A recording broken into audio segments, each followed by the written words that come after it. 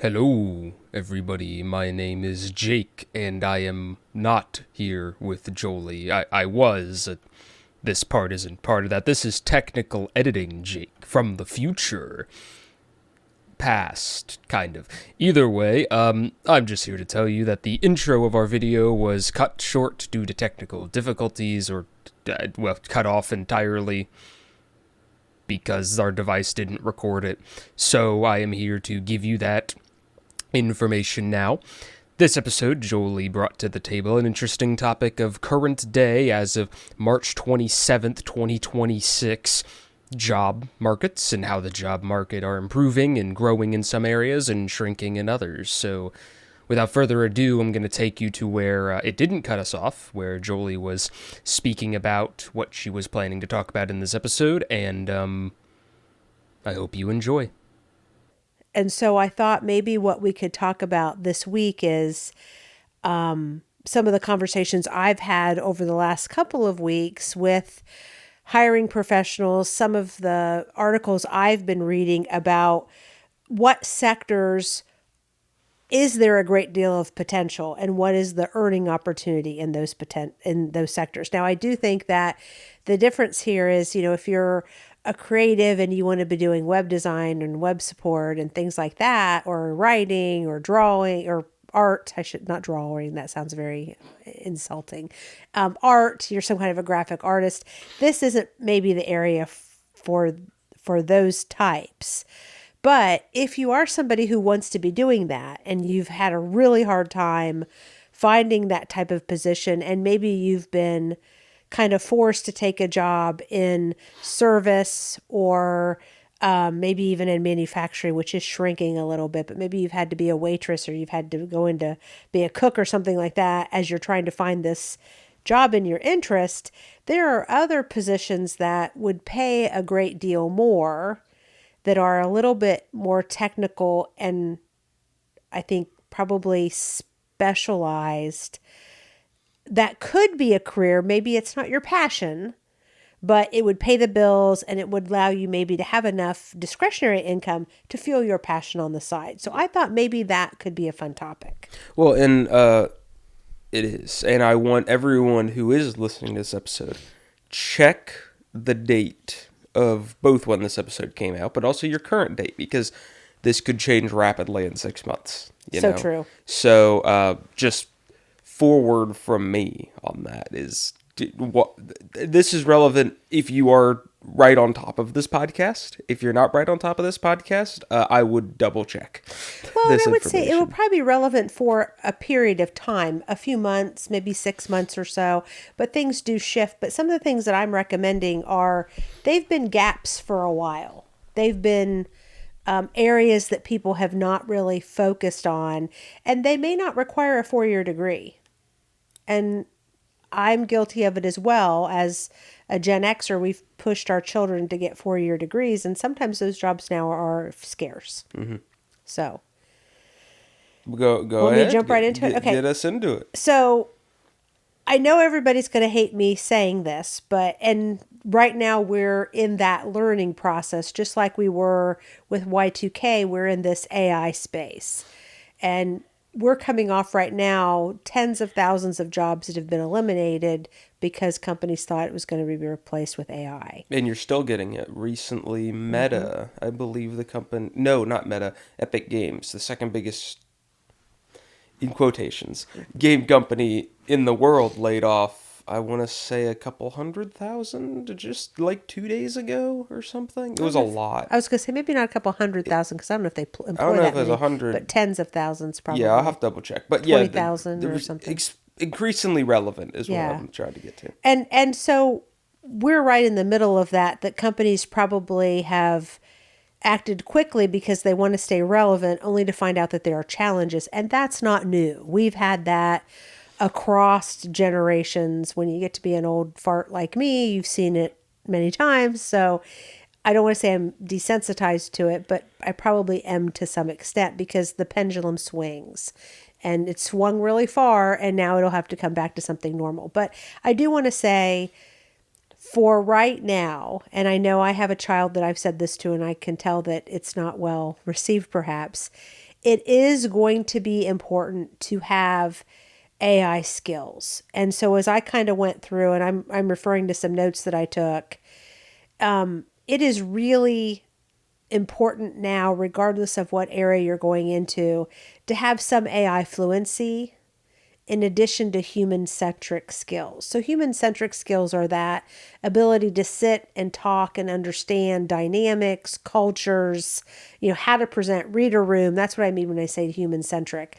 But kind of understanding how to leverage AI, what AI does and doesn't do, when to use AI, when not to use AI. That's all really important for all the jobs I'm even going to mention now. So it's not like if you're wanting to thumb your nose at the world of AI, this is not going to be doing that. There will still be some AI basic skills that are needed. Maybe how to search, how to set things up. But this isn't, hey, do this work so that AI can replace you. Does that make sense? Yeah. And I think to specify, because AI is a huge buzzword. It is. I don't think you're referring to generative AI. Correct. Which is That's fair. the ChatGPTs, Claudes, Yes. Geminis of the world. That's not what you're referring to, because big shocker, guys, search engines have been AI for 10 years. Yes. So we're not talking about generative AI. We're talking about practical, functional AI for things like query searching and I am. And the ability to distinguish, because right now, if you go out and you Google something or you just type it into your browser, you have the ability to pick. Do you want it to be all AI? And so just even recently, I was going out and doing some research on some financial stuff, and I didn't have it on AI. I had it in general, and usually you get that first caption that you can tell is AI, and then you go deeper into articles. That's what I'm talking about. That ability to read something that AI has generated and said, oh, I think I need to go a little bit deeper. Because sometimes if you're pretty savvy on the topic, you read that and say, no, that's not what I'm looking for. And I'm sure most of the listeners aren't into this, but I go out and check stock prices a lot. And I feel like more often than not now, when I go out and I check the stock price of some of the companies that I've worked at or maybe I have stock in, you get all these AI articles. And they're just pieced together. And it literally, if you know the company intimately, you read it and it's like they've just taken bits and pieces of public filings and stuck it in, and you're like, it contradicts itself. It doesn't make any sense. So I'm looking for that. What I'm saying is that's a skill set to be able to, excuse my language here, but call bullshit on some stuff. That's not quite right, but I see where it's leaning. Now I need to go out and dig in specific areas. So enough about the context there. But one of the things that I did is I went out, and we don't really have a Department of Labor statistics right now in this administration because essentially we eliminated the Department of Labor, but there are other organizations that have stepped up to fill in that space because it is really important for organizations, for communities to know what's trending. Yeah. And so that's always going to be needed. And so a statistic that I was able to pull up is that currently today there are over 250,000. Now, let's not again get into the fake job postings because I can't compete with that. But over 275,000, if I didn't say that right earlier, active job postings as of February 2026 that had AI skills listed in the description. Now, again, this isn't what you said. It was generative AI. It's more AI tool. Correct. Which is it's not that dissimilar from, for example, in medical, right? Or some medical fields, they use machines to analyze images. That is AI for reference. So I'm giving an example of what that would be for people, so they have a cognitive understanding. Or data mining or or something data like that, mining, or yeah. And so I was compelled by that. So I went a little bit deeper and said, okay, where is the growth in jobs, even for these positions that are requiring AI skills? And the biggest growth is in healthcare. And I have had a couple of conversations over the last few weeks with people in healthcare. I am fortunate enough to know some surgeons and some doctors who have private practices or in larger practices. And through those conversations, it is clear to me that there is a big need for technical medical people, people who can do ultrasounds, people who can do different tests on the respiratory system and the heart system, all of those things that require somebody to manually manipulate a piece of equipment that captures images and information. And then, of course, there's other individuals or AI who interpret the results, but we're not to the point, maybe we'll never be, in my opinion, to the point that a robot or a machine can actually manipulate the tool in a way to compensate for the fact that people have different anatomy, right? Not everybody's exactly the same. There is no normal, let's be honest. There's ranges, but your normal might not fit into the range. And so that's one of the things that I heard. Different techs, x-ray techs, the individuals that are in the cardiac space with the different tests that they do. I'm not a medical profession, so I don't know all the terms.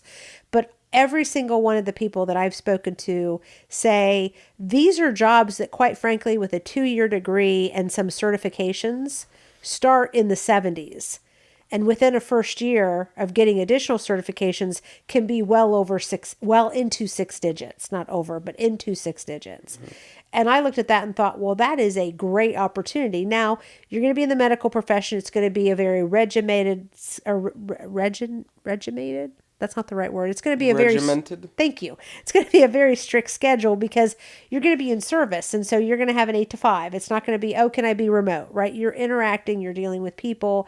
And I think that's probably another wrinkle in why these jobs are so abundant right now, because most of us like some virtual work or want to be 100% virtual. These jobs are not going to be that because you are sitting down with a person and you're doing something on their anatomy, right? And so you have to keep that in mind. But that is really good money. I mean, that is money that someone with an engineering degree or a marketing or social media or creative degree could take 20 years to make. So don't discount it if you're looking for, hey, I need to make money and I can't even find a job in my area. Be willing to look in the areas that are growing. So that's a big one. Another one that really popped up is like social assistants. Now, those jobs typically don't pay real great, whether you're in, you normally you're going to be working for a county or a state. Maybe you're working in welfare offices or employment offices, or you're doing counseling or support in some way. Those jobs don't typically pay boo-goo bucks. But the offset for some kind of a public assistance type of role is usually benefits and pensions.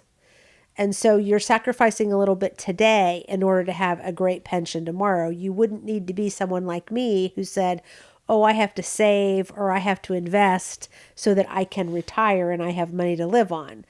If you're in this space, maybe you're a dietitian in a school system.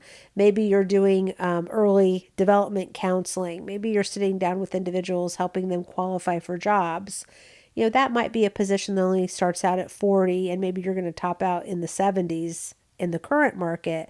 But you will get a 1-for-1 pension when you're ready to retire. I know if you're 25 or 30 today, you're not thinking about that. But believe me, people like me who have had to save and invest and make lots of job moves so that I can fund a retirement, look at them and say, I wish I maybe would have considered that earlier in my career. Now, maybe there's the argument of, you know, it's not an apples for apples comparison, but don't discount it is my point, because it could be an incredible career and you're helping people. You really are. Another area, and this is always true, this was, except maybe for when my husband and I graduated from college, because there was an abundance of teachers and there were no teaching positions, but teaching is always an opportunity, whether it's in a school district, maybe it's in a charter school, which is private, or a private school. Sometimes in the private schools outside of the state funded stuff, you don't even need a teaching degree. Mm-hmm. You typically need some kind of a 4-year degree, but sometimes they'll put you in without a teaching degree. So that could be something that you could play in that space. Let's say you have an English or a writing major Or a history or history major. major. You could, or political science, you could possibly get a teaching certificate relatively quickly, let's say within a year. I think there's some basics that you might have to go back and take, and then be able to teach. There are some states, like when we lived in New Jersey, it was interesting with life experience. Let's say you had worked in media and you had so many years of experience, the public schools would give you credit for that.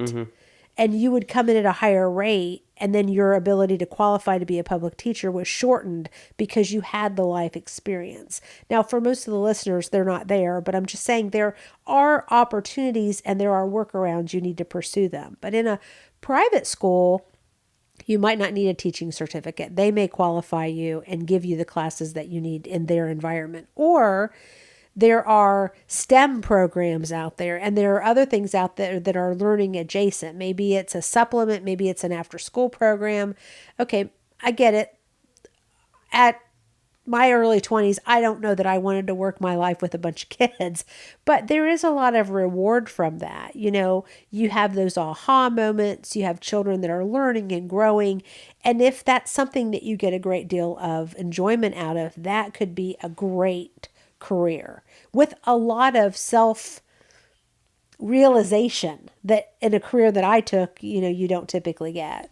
And then, another area that I definitely, because I talked a little bit about technical areas, but there's a lot of opportunities like in like the renewable space, Yeah, yeah, like, recycling well, and and green even energy. green energy stuff, Yes. technicianal side, Yes. right? There's solar panel like Yes. installation is going up. Now, how long in the U.S. we'll see because of the current administration and their hate of green energy, Yeah, but they're not going but to be here forever. exactly. But yeah, that's definitely something. It's I guess. To be honest, I don't know how you do technical repair on a wind turbine or how you build a wind Well, it would be turbine. it's probably a technical degree, or at least some technical and mechanical aptitude, Yeah, yeah, because it's yeah. an engine. And so, like, That my makes. husband went to Well, school to I be a meant more teacher. from how big it is Oh, and where it just scares the well, crap out of me thinking about. Just because it's like, man, that's really but high. like electricians, when your power goes out, electricians work on those power Yeah, grids yeah, and they yeah. go up. So you get training. I'm not telling you that there's not a danger element in them. For sure. And certainly with our crazy climate changes that have been happening, I know like where we live in Georgia. We've said this about before, so that's not a shock. But even when we lived in other places and we lived all over the country, there are groups of technicians who mobilize. So we all know that, gosh, there were technicians as far north as like Wisconsin going down to Florida because we're a community, right? And if there isn't a need in one area, governments reach out for other areas to come and help. And then one of the other things I was going to mention is I've seen this a lot. I saw this before I retired. I've only been retired, 4 months, so it hasn't been that long. But I saw this before I retired, and I'm certainly seeing this more and more in what I'm reading and the people that I'm interacting with, because I'm interacting with a lot more professionals outside of the manufacturing sector. But the way you want to sell yourself and what companies are looking for is a little bit different. I would say there is what's been termed in the media as a skills first approach. And what that really means is that companies are prioritizing the skill over a degree. It used to be for me, well, a degree was a price of entry. It didn't really matter what your degree was in. Yeah, That's not the case not the anymore. case It's anymore. really about getting those skills. So let's say, for example, you've graduated a couple years ago, 5 years ago, whatever it is with your undergrad degree, and you're struggling to find something that you feel you can support yourself and maybe have a family on one day. You can go back. How would you go back and educate yourself? You'll have to figure out financially how to do that. But there are programs, there are grants. Heaven forbid, there are loans. Most parents that I know would be happy to help their children do this, but you can go back and get some kind of a technical qualification on top of your degree. Your degree wasn't a throwaway. You still have it. And once you get into that technical space and you learn those skills and you are productive in worker that shows yourself as dependable and reliable and competent, that degree that you spent 4 years getting will set you apart from people that don't have that. And that might allow you to rise in the ranks into more of a creative space. Maybe, I mean, even companies that repair the turbines, there's going to be some level of marketing. Yeah. There's going to be some level of sales and social presence. And you would put yourself in a position to get that. Maybe you can't step in that today, and that's frustrating. But I'm telling you, this technical side of things is exploding. And what's going to happen is, let's say you're in your early to mid 20s, you're going to have a whole generation behind you that are saying, hey, I'm not going to go to college. I see that with my daughter who just graduated last year. So she's a freshman in college. There's about a third of her class at a very elite private school that didn't go to a 4-year school. They either decided to do military, many of them, which I think right now is scary, but I applaud their dedication, their patriotism, and we have them to thank for the safety of our country. But a lot of them have gone into technical schools to be, mechanics, to be service people, and they are getting to work years ahead of the kids that are in college and are making really good money. That isn't a settle to me. You're not settling, you're investing in a different way. And I actually think they're on to something. So I wanted to share that. We can ask me lots of questions because now I've been talking at you for 15 minutes. But I've done a lot to try to really dig into this to understand. And I'm telling you, growth isn't technical. Yeah, and it's interesting because just to throw out statistics for people out there who are listening. At this particular time this episode is going up, right? We are in one of the most, at least in my much shorter lifetime, strangest job markets ever that I've seen, right? With the ever-shifting amount, and especially the big drop in entry-level stuff. Because that has been in free fall now for almost 16 months straight, where every single job report by the Labor Bureau that comes out is just, all right, there are less entry-level jobs now, and it's like, what the hell, right? And I definitely am thinking now that, the only ones that don't seem to be as affected by that are those technical-based Or schools education. and traditions or education. And the big thing I also want to put in on the education is such an interesting thing because they're always looking for people. At least in my lifetime, they've always seemed to be needing more people. They always seem to be looking for more people. I had a friend who didn't finish college that I knew, good friend of mine, and he didn't finish college, and he kind of roamed around for a year or two, but he eventually became a technical teacher at a high school. And so I do think education's a very interesting place to look. And I remember I think he has teaching certificates and stuff, but he had to get teaching certificates and stuff, And I think the big thing is, especially with that angle of we're like you say, kind of the swinging what do you call it? Pendulum, right? And I think what will be interesting to see is in another 5-10 years, not saying hold out for 5 to 10 years, but we're gonna have another shift again, and we'll see where that goes. But one thing I'll say is, the only positions I would be hesitant investing your time in, and I mean this from the not side you were speaking, I mean it from the other side that becomes more and more unstable as the years go on, is generative AI stuff, right? Because I know 1 or 2 people who had entered that space about a year or 2 ago because there's nothing else, right? Because of the writer's strike and stuff that happened, and they just needed a position. And they were getting paid well and all this stuff and whatever. But they both have been laid off since then because of the increasing instability of generative AI and stuff. I mean, just the other day, Sora, the OpenAI video maker, got shut down entirely. No announcement, not just randomly one day shut down. Do we know why? They just put out a statement saying we can't afford it. And that was it. Mind you, that's the biggest generative AI company there is on the market right now. Well, not anymore if they shut down. Well, they didn't shut down entirely. That's just one, because they still have Oh, ChatGPT. They still have all that stuff. That was just okay. one of their many, many, many legs. But as that continues, I mean, I look at it very much like, the dot-com bubble situation of not that super long ago. Not like when the dot-com bubble burst, right? Dot-com didn't die. It didn't disappear. It changed. It changed. And we are going to see that with generative AI as Mm-hmm. well. Like, I'm looking at companies like, I don't know if OpenAI will survive that, just because they are so funded by one other business partner that would also take a hit if it bursted, because they're doing this exchanging of money to make their stocks look better thing Mm-hmm. back and forth. I don't know how long that's going to last for them. But then you have ones like Gemini by Google that has Google behind it. I don't think Mm-hmm. it will go away, right? Mm-hmm. But it will change, and its use case will change and stuff.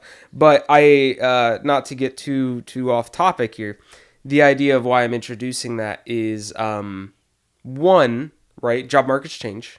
You know, Mm-hmm. I even remember just 6 months ago people recommending other people to jump on AI jobs specifically and generative AI stuff because it's a payment. And morality aside, a payment's a payment. If you You need have to money, live. yeah, But the one thing I will say, and I know this isn't what you're saying, but I just want to make sure the listener doesn't walk away from this. for sure. The one thing I can say as you get older that you certainly begin to experience. 25 is young, 30 is young. But when you're 25 or 30 and you're holding out by working a job and there's no shame in this, but you're working a job at Applebee's or Target or Olive Garden or wherever it is that you've had to take a job because you got student loans to pay, you got to live, you have to have food, right, etc. If you just say, hey, I'm going to try to wait this out for the next 4 or 5 years and then something will change for me, you've got a whole chunk of people every year getting out of technical schools, every year getting out of colleges that are going to be ahead of you. You are going to make yourself irrelevant. So if that's what you want to do with your life, that's fine. We need those jobs. And you could have a great career in service and in retail. I'm not saying that there's anything wrong with that. But don't think, oh, I'll just stay here for now and hold out. You need to think about changing your skills. There's something called a displaced worker, and I don't think the current generation has ever heard of that. What is a displaced worker? Well, a displaced worker is somebody who was in a space, let's say the milkman. Everybody Yep. knows the vision of the milkman. There are no milkmen anymore. Nobody delivers eggs anymore. There are jobs that have ceased to exist. That's just part of human evolution. So don't think that you couldn't become a displaced worker, because this is a great story. A good friend of mine was talking about someone that it happens to be a woman. It could just easily be a man, but she was working as a technical medical person, and she actually did I keep saying it right, the echogram, I guess, of the heart. And she did that for years, and then she got married and she had a couple of kids, and she stayed home with her kids, and her husband was a superintendent of schools someplace. Well, long story short, the whole why behind it doesn't matter. He no longer can be a superintendent of schools. He's not doing that anymore. He lost that job, and now he's in a job that's still in the school district, so he didn't do anything egregious. In fact, he's kind of just a victim of downsizing and repositioning and trying to get salaries lower. And now he's in a job that he makes about half of what he made before. Well, she needed to go back to work. And she got an entry-level job, even though she was in her 50s, doing what she used to do, but all of the technology has changed. And so the office that hired her, who kind of hired her because of connections, she was connected, to people who the doctors owned the profession, like, oh, we know so-and-so. Yeah, we want to help the family out. We're going to hire the wife, blah, blah, blah. Well, she couldn't realize the importance of learning the new technology. And so she had 2 opportunities to get recertified on this new equipment. From what I understand, and this is one of those stories that breaks your heart, she didn't understand that she needed to invest in herself because it was new. And so she took the test and failed miserably because her skill set is 15 years old. And so they sat her down and said, look, you only get one more shot. And if you can't qualify, you can't work here. So you need to go out and do classes here that, we're not the ones that manage the test. That's a professional organization. But, we can even tell you how to go get some classes and stuff. Now, you're going to have to invest in you because that wasn't part of the deal when we hired you. It's going to be, I think like over $10,000. But if you do that, we'll continue to employ you while you're taking those classes. And then, you have 6 months or something to recertify. Well, she studied on her own, took the test, failed it. Mm-hmm. She can't work there anymore. And so I sat down with a friend who said, can you believe that? That's unfair. And I said, no, it isn't unfair. She was told that going in. She needed to invest in herself. It's nobody's fault but her. And so now she's a displaced worker because she's like, well, now I no longer have a job. That she walked into an entry-level job at $80,000 a year. That's how important that skill was. But she couldn't do the job independently. Somebody had to oversee her because she wasn't certified. Well, I can't blame the physician's practice because they can't afford to do that forever, right? Yeah. But they can't not have somebody qualified because, Jake, if you go in and you're having your heart checked out, the person doesn't know what the heck they're doing and you drop dead, that's terrible. Not just is it a lawsuit, but it's a loss of life this is life and death type of stuff. And so I'm saying that just to say, don't sit there and say, well, I'll just wait. Because as you're not working in the space you want to be in, or if you're not getting the technical experience you need to go someplace else, you are aging out of the system. Yep. Even at 26 and 27, you can age out. So just make sure that you understand that you've got to be going out there and figuring out, what do I need in order to set myself apart? Because those kids coming out of school 3 years or 4 years behind you, as an employer who hired people, are probably a little bit more attractive to me than somebody that graduated 6 years ago and has been working in retail. Because I'd say, well, now they've learned all this retail stuff. The stuff that they need to know is not fresh.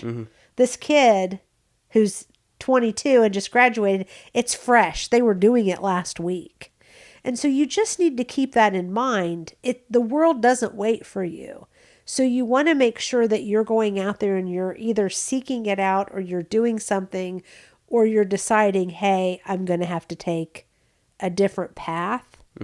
Because at least if you were down a technical path that touched some of it, that's more relevant than, I sat at home and drew unemployment. I'm not saying they're doing that, but, or I went and worked at a convenience store. There's no shame in that. You have to earn an income. You have to work, but just realize that is helping you pay the bills. It's not making you more attractive as an employee. Well, and here's the other thing I'm going to say, because a lot of people are going to hear that. And yeah, I don't want to be offensive, but I just want to be helpful. No. Yeah, I agree. And I want to reframe it for people, because the way you said it feels very doomy for I'm sorry. Some positions that if you get out and I'll give an example because I know this is a big one, and this is a critique I have of the creative space I think is really, really bad.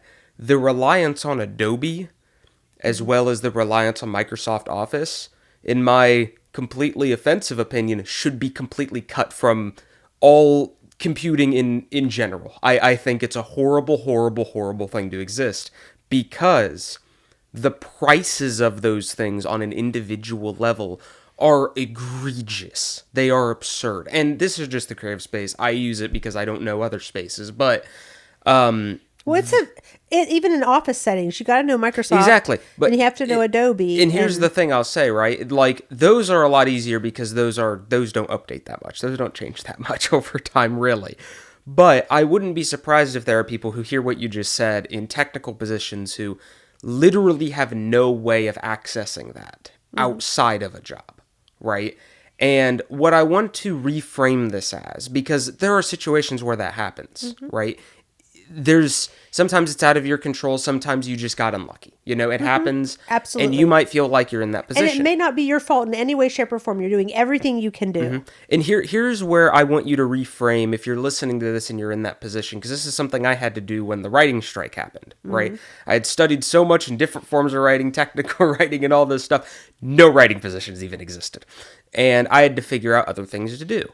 And in my position, I just invested in something I was already interested in that helped me get more positions. Now, right now, I'm working kind of multiple part-times, right? But a lot of those part-times came to be through hobbies or through small one-off things that gave me credibility, right? And to give an example, a lot of the things I did were these contract positions for web-based stuff. Now, I have never been formally trained in CSS, HTML, Python, JavaScript. I have never been formally trained in any of those things. But I was already interested in them. Correct. And something I did is in those contract positions, I didn't need a paper or anything like that for that position to say, I know how to do CSS. I just know how to do CSS.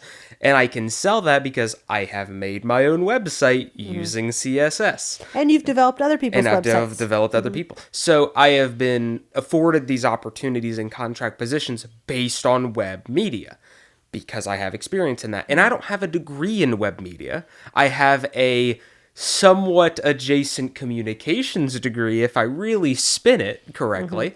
But there's that. And then I have an educational-like position we've talked about briefly recently as well. That probably part of the only reason I have that is in multiple other parts of my life, I was in an education-adjacent position. Back when I was younger, I was I don't want to say a TA, but I was a church's youth teacher for a short time. I had taught people through tutoring in early college. I was a TA in college for 2 different classes in kind of the communications degree I had. And I had evidence of that, right? And I had people could contact about that. And those are things that right when I got out and I was fumbling to find anything, I was not thinking about that experience I had. And through multiple different experiences since then, I learned I can really utilize those things. And now, am I in a perfect position I want to be in? No, I still want a better yada, yada, yada, yada, yada. But just the improvement in the last 6 to 8 months because of that focus has been leagues, in comparison. And again, you've briefly mentioned this before, it's a domino, right? You get one domino going, more dominoes start falling. You keep pushing, more dominoes keep going, And I want people who are in the position of that I just mentioned, maybe you feel like you've been specced out of your own career choice, look at the things you've done either as a hobby or things you've done semi-professionally when you were younger.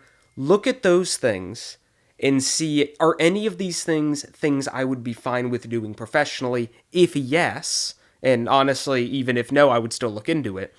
Can you spin that into a position? Can you spin that into some sort of career? And one thing I will say that you didn't mention, I don't know what statistics you were looking at, but I know the labor department doesn't particularly cover contract work, but contract work is going up across the board. And contract work there are multiple sites you can go and find contract work on now. So there's a lot of stuff out there still. And I would say take the time to, if any of the things we talked about today in those growing fields might not directly fit you, see what you have in your background that might fit a lesser growth. Because we talked about the 40 to 30 to 50 to 60% growing fields. There are fields that are growing by 5%, 10%. Do you have anything in common with those as something to assess? Well, and I love the way you reframe that. And I'm glad you did, because I don't want to be doom and gloom. But the whole purpose of what I was saying is don't just sit on a filler job. Yeah, don't do that. Figure out how you can leverage a hobby, to your point, or an interest. And I know some of the stuff that you got because you were willing to, hey, I'll consult with them for free. I'll give them my opinion. And then the person goes, oh, hey, they really know what they're talking about. Hey, I need this done. And it wasn't big bucks. I know you'd shared with me some of those contract jobs that you did in the beginning were not big bucks. But then morphed into, oh, I thought I just wanted this, but now I want this, this, and this. Or, hey, it's not quite what you thought it was. Let me explain what the challenges are. You're not trying to milk the system, but sometimes that leads into a longer term or more money. Oh, we agreed to X, but now because you're wanting Y and Z too, I'm going to have to, I mean, my time is worth money. Expands, yeah. And I think that that's something that you just have to think about. My fear is that, and I saw it in my generation a lot, I'll just wait it out. Well, people timed out. You have to. And I took jobs when I think I've mentioned this. I mean, I was fortunate in so many ways, but I took jobs that were way below my skill set and my educational level because I was getting married. I had to have a job. There were people coming in right out of high school, basically coming into the same level of job I was doing, and I had a master's degree. But where they kind of stalled, I was able to move on. Now, believe me, my parents, who were very old school, first one in my family ever to go to college, when I took a job that I could have gotten out of high school, my dad in particular was very critical. Yeah, I told you that degree wasn't going to be worth anything, blah, blah, blah, blah. Your sister's doing better than you, and, she just barely graduated from high school.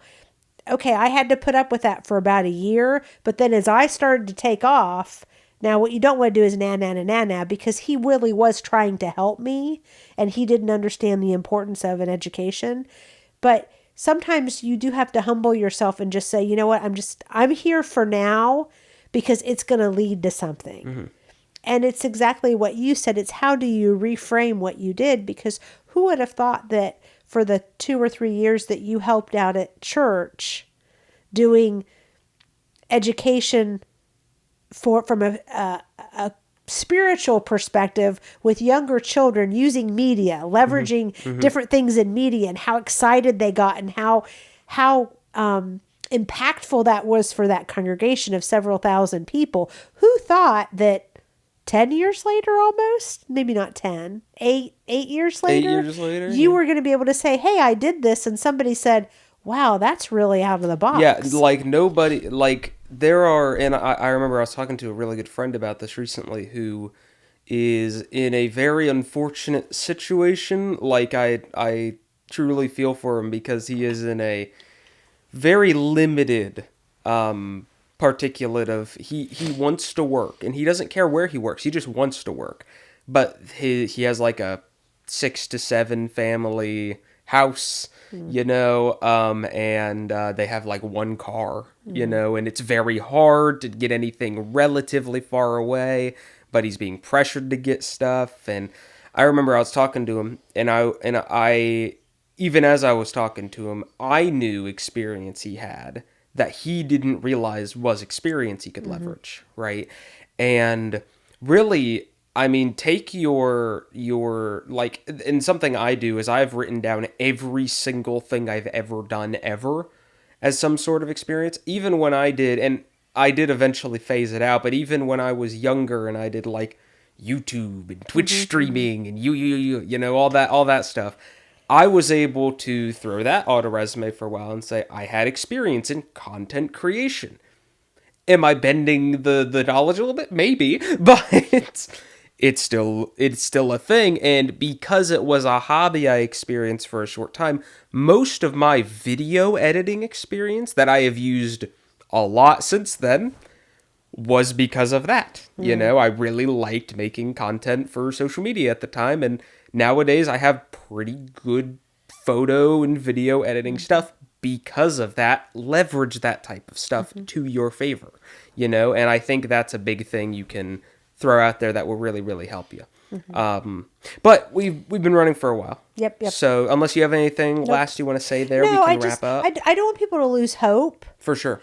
But I do think that sometimes you have to figure out, I have this saying, and maybe I've said on here before, there's more than one door into a castle. And just taking that battering ram and hitting on that front door is probably not the best approach. No. Find another door. There are other doors. Even if you are afforded a situation where you can, even a volunteer role is better than nothing. Yes, it is. Right? I mean, one of my many, many roles I have right now is a volunteer role And this is going to sound crazy, but I think I mentioned this in a previous podcast. I liked writing, I'm very OCD. I liked writing reviews about video games I played. I have a volunteer position where I write those that has the opportunity of becoming a paid position. Or you can leverage it for something else. You could leverage it for something. I mean, you can literally, like, even in that volunteer position, I now have, because something I had an issue with early on with writing was, do I have anything published? Well, no, not technically. I don't have articles published. Or if I do, I'm under an NDA and they're specific and I can't share them. Or you have books that you self-published. Yeah. And now I literally have a place where I can say, I have published 3 articles for this company. You can go look at it. They are live right now, and there's a link directly to it. And again, that's something that if you told me 6 months before I had that position, in 6 months you will take a volunteer position to write reviews on games, the thing you did for fun anyway, I'd be like, hell's wrong with you? Why would you ever tell me this? You're just lying. And and a big part of that is too that you're meeting people in that space. So for sure. Maybe for now there's not a whole lot that's going to come out of that one, but the CEO of that company is going to does know you, because I think you spent a lot of time talking to her on the phone from what you've told me. Yep. And there's a lot of interaction. Something someplace may come up even outside of her company. She says, look, I have this great guy. He's volunteered for me for a couple of years. He's really good. All of those things help They add up. And I know she has connections in that space. So, and sometimes it might feel overwhelming, but just keep trucking along. Just keep building those experiences. And I think that's what came out of this. It's experience-based hiring. And how can you spin your experience you had, or how can you get experience out of the things you already do? Right. As a hobby or whatever. But anyway, let's wrap up this episode. Yep.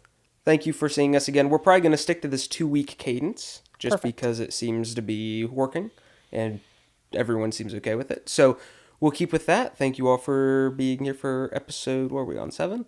I don't know. 8? I've lost. I think I said 8 at the beginning. Anyway, thank you all for being here. See you all next time. Bye-bye. Toodles. Bye.